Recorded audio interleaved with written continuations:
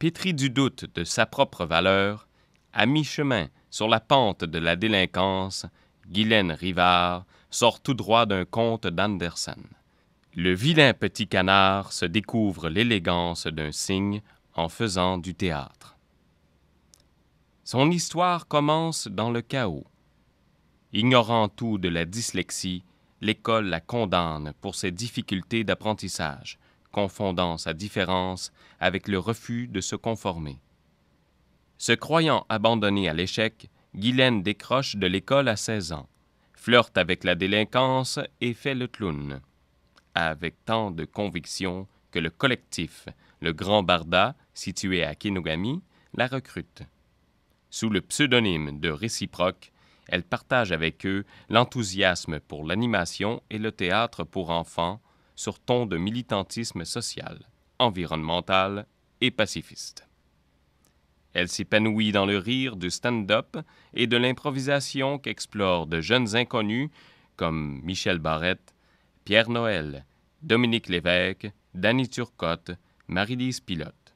Elle se croyait analphabète et la voilà qui écrit, mémorise, récite, joue pour la rubrique, les amis de chiffon, les têtes heureuses et centre populaire de la marionnette au Saguenay. Tel un pied de nez à la petite école Oni, elle s'inscrit au certificat en théâtre à l'Université du Québec à Chicoutimi. Elle y rencontre Larry Tremblay, écrivain, metteur en scène et comédien de Chicoutimi, qui a mis sur pied un laboratoire gestuel. Une approche qui séduit l'universitaire de Jonquière, au point qu'elle suit ce spécialiste du Kathakali dans ce théâtre du sud de l'Inde quand il part enseigner à l'Université du Québec à Montréal. Elle est conquise par cette approche du mouvement, par sa rigueur, un théâtre centré sur le texte plus que sur les conventions, le décor, les costumes. Insatiable, elle entreprend d'autres formations, dojo pour acteurs avec Paul Pelletier, stage sur les Alexandrins avec Robert Morac, stage sur la voix avec Louise Pritzer, stage Comédia dell'arte avec O'Neill Melançon et processus organique avec John Strasberg. Les années passent. Guylaine et son homme de toujours, depuis 1983, le scénographe Serge Potvin, souhaitent élever leur fille dans leur région natale. Mais pas question de renoncer au théâtre. Avec Bernard Vandal et Patrice Tremblay, deux fervents axés sur la recherche et la technique, le couple Rivard-Potvin fonde le théâtre de la suggestion. Mais cela ne suffit pas à Guylaine, qui veut un centre d'entraînement de l'acteur, un lieu de recherche, d'expérience et d'audace où provoquer des événements, des rassemblements de comédiens, metteurs en scène, cinéastes, comme le théâtre-jeu ou les lectures publiques. Un laboratoire où bousculer les acquis, oser créer la rupture avec le connu pour trouver de nouvelles couleurs. Secondée par Serge, Joanne Grenon et Yves Larouche, elle crée le Théâtre Cri en 1997, centre de recherche et d'interprétation. Avec plus de 40 rôles à son actif dans Macbeth, Le Malade imaginaire, Le Jeu du pendu, Der Cabaret et surtout l'intense Celle-là de Daniel Danis, Guylaine Rivard a conçu et mis en scène de nombreuses productions en théâtre et spectacles de variété. Défendant avec ardeur le théâtre en région, elle contribue à sa vitalité, accordant une grande place aux jeunes auteurs, prenant le risque de leur inexpérience en leur offrant la richesse de ses acquis en 15 années d'une audace jamais démentie.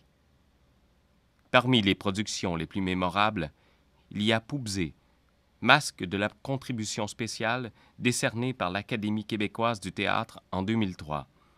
L'Opération, œuvre témoin s'il en est de ce que fait le Théâtre Cri. Yvon Paré, critique d'art au quotidien, définit fort bien la nature du cri. Que venons-nous de vivre? Que s'est-il passé sur la scène du Mont-Jacob? Autant oublier le côté du signifiant ou du narratif, ce n'est pas là l'important. Nous sommes au-delà et en deçà d'une histoire. Nous plongeons dans l'expression théâtrale, dans ce qu'elle a de plus excessif et de plus simple. Autant se laisser imbiber par ces tableaux très beaux visuellement, emportés par des silences et les embryons de grands arias des opéras populaires. nous sommes au-delà et en deçà d'une histoire.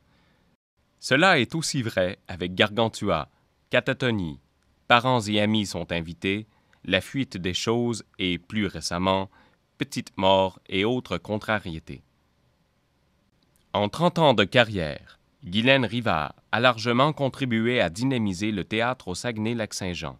Son dévouement et son talent ont été superbement soulignés l'an dernier par le prix à la création artistique du Conseil régional de la culture, décerné par le Conseil des arts et des lettres du Québec. Ça prouve qu'on a raison de continuer à travailler en région avec des gens exceptionnels, a-t-elle conclu avec modestie. La passion, la détermination, le courage n'ont d'égal que sa fidélité à sa région. Elle a magnifiquement démontré qu'elle s'est donné autant qu'elle exige, repousser les limites, oser l'inattendu. Son cri a été entendu. Mesdames et messieurs, en ce 15 juin 2013, Guylaine Rivard, cofondatrice du Théâtre CRI, pour sa contribution novatrice au théâtre régional, est reçue membre de l'Ordre du Bleuet. J'invite M. Gaëtan Côté, administrateur de l'Ordre, à venir lui remettre son trophée et certificat d'honneur.